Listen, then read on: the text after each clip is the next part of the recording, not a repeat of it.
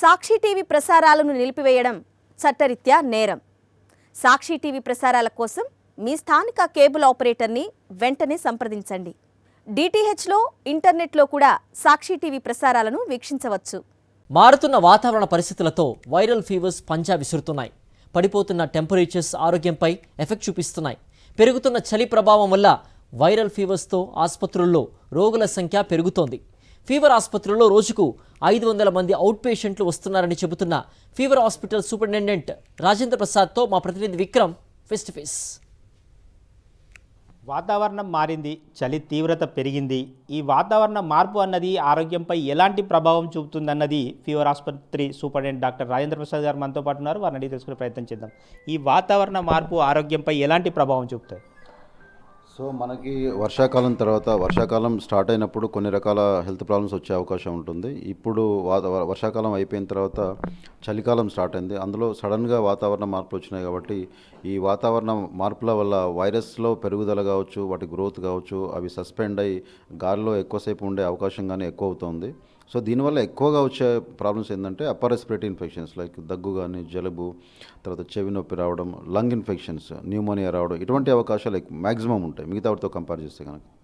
Sir, వాతావరణంతో మార్పుతో పాటు హైదరాబాద్ లాంటి నగరంలో కాలుష్యం కూడా పెరుగుతుంది. దీనివల్ల ఎటువంటి ఇబ్బందులు తలెత్తే అవకాశం ఉంటుంది? కాలుష్యం ఇన్ఫెక్షన్ని కొంచెం ఎక్కువ చేసే అవకాశం ఉంటుంది, అంతేగాని డైరెక్ట్గా ఇన్ఫెక్షన్ వచ్చే అవకాశాలు ఏమి ఉండవు. సో ఇప్పుడు వచ్చే వాతావరణ మార్పుల వల్ల ఏంటంటే వైరస్ ఎక్కువసేపు గాలిలో ఉండే అవకాశం ఉంటుంది. అందులో ఇంకా ఇటువంటి పొల్యూషన్స్ కానీ ఇటువంటి యాడ్ అయినప్పుడు ఇంకా ఎక్కువసేపు గాలిలో ఉండే అవకాశం ఎక్కువ ఉంటుంది. అది ఎంతసేపు ఎక్కువ గాలిలో ఉంటే మనకి మిగతా వాళ్ళకు అది సంక్రమించే అవకాశాలు ఇంకా చాలా ఉంటాయి. సో అందుకని ఈ వాతావరణంలో మనకు కొన్ని చిన్న చిన్న జాగ్రత్తలు తీసుకోవడం వల్ల ఇటువంటి రాకుండా కాపాడుకోవచ్చు. చలి తీవ్రత వల్ల ఈ వైరల్ ఫీవర్స్ కూడా పెరుగుతున్నాయి. వైరల్ ఫీవర్స్ ఈ ప్రస్తుతం ఏ విధంగా ఉన్నాయి సార్? లాస్ట్ ఒక 2-3 రోజుల నుంచి కొంచెం ఈ అప్పర్ రెస్పిరేటరీ ఇన్ఫెక్షన్స్ అయితే కొంచెం పెరుగుతున్నాయి. అంత సిగ్నిఫికెంట్ కాదు, కానీ డెఫినెట్గా ప్రతి ఫ్యామిలీలో ఒకరో ఇద్దరు అట్లా సఫర్ అవుతూ ఉన్నారు. చిన్న చిన్న ప్రాబ్లమ్స్తోనే మనకు హాస్పిటల్కి వస్తూ ఉన్నారు. వాళ్ళకి సిమ్టమాటిక్ ట్రీట్మెంట్తోనే ట్రీట్మెంట్ చేస్తున్నాము. ప్రస్తుతం ఫీవర్ ఆసుపత్రిలో ఓపీ ఏ విధంగా ఉంది సార్? ఇప్పుడు మాకు 500 నుంచి 600 వరకు ఓపీ వస్తుంది. యూజువల్గా సీజన్లో అప్పుడు 1200 వరకు ఉండేది. మరి తర్వాత సీజన్ తగ్గిన తర్వాత 400 అట్లా ఉండేది. ఇప్పుడు కొంచెం స్లైట్ ఇంక్రీజ్ అయితే ఉంది ఓపీలో. ఈ చలికాలంలో సీజనల్ వ్యాధులు ప్రబలకుండా ఎటువంటి జాగ్రత్తలు తీసుకోవాలి? ఇప్పుడు ఈ సీజన్లో మనకు ఎక్కువ వచ్చే ప్రాబ్లమ్స్ ఏంటంటే రెస్పిరేటరీ ఇన్ఫెక్షన్స్, అప్పర్ రెస్పిరేటరీ కావచ్చు, లేకుంటే లంగ్స్ ఇన్ఫెక్షన్ కావచ్చు. ఇవి ఎలా వస్తుందంటే ఒకరి నుంచి ఒకరికి వస్తుంది. ఇప్పుడు ఒకరికి రెస్పిరేటరీ ఇన్ఫెక్షన్ ఉన్నప్పుడు వాళ్ళు దగ్గడం వల్ల, తుమ్మడం వల్ల ఆ డ్రాప్లెట్స్లో వైరస్ అనేది బయటకు వస్తుంది, గాల్లో సస్పెండ్ అవుతుంది. దాన్ని ఇంకొకరు నార్మల్ వాళ్ళు పీల్చుకోవడం వల్ల ఇటు వస్తుందంట. సో దీన్ని మనం బ్రేక్ చేసుకోవాలి. బ్రేక్ చేయాలంటే ప్రాబ్లం వచ్చిన వాళ్ళు విధిగా మాస్క్ పెట్టుకోవడం, వీలైనంత వరకు ఇంట్లోంచి బయటికి పోకుండా ఉండడం, దగ్గేటప్పుడు ఒకవేళ మాస్క్ లేకుంటే కనుక ఇలా చెయ్యిని అడ్డం పెట్టుకొని దగ్గడం, చెయ్యిని ఇట్లా పెట్టుకొని దగ్గడం, ఇలా చేయడం వల్ల ఏంటంటే ఆ వైరస్ని మనం గాల్లోకి పోకుండా కాపాడుకోవచ్చు. రెండవది నార్మల్ వాళ్ళకు రాకుండా ఉండాలంటే వీలైనంత వరకు ఎక్కువ క్రౌడ్ ఉండే ప్లేసెస్కి వెళ్లకుండా ఉండడం మంచిది. ఒకవేళ తప్పని పరిస్థితుల్లో వెళ్లాల్సి వచ్చినప్పుడు విధిగా మాస్క్ పెట్టుకోవడం వల్ల దాదాపు మనకు రాకుండా కాపాడుకోవచ్చు. తర్వాత మళ్ళీ మంచి హెల్త్ సిస్టమ్ అంటే మన ఇమ్యూనిటీని కరెక్ట్గా ఉంచుకోవాలంటే మంచి ఆహారం తీసుకోవడం, ప్రాపర్ నిద్ర ఉండడం, మనకు ఏమైనా బ్యాక్గ్రౌండ్ ప్రాబ్లమ్స్, హెల్త్ ప్రాబ్లమ్స్ ఉంటే కనుక వాటిని ప్రాపర్గా కంట్రోల్ చేసుకోవడం, ఇటువంటి చేయడం వల్ల మన ఇమ్యూనిటీ సిస్టమ్ను ప్రాపర్గా ఉంచుకోవచ్చు. దానివల్ల ఒకవేళ వైరస్ మనకి ఎంటర్ అయినా కూడా రోగం రాకుండా కాపాడుకోవచ్చు.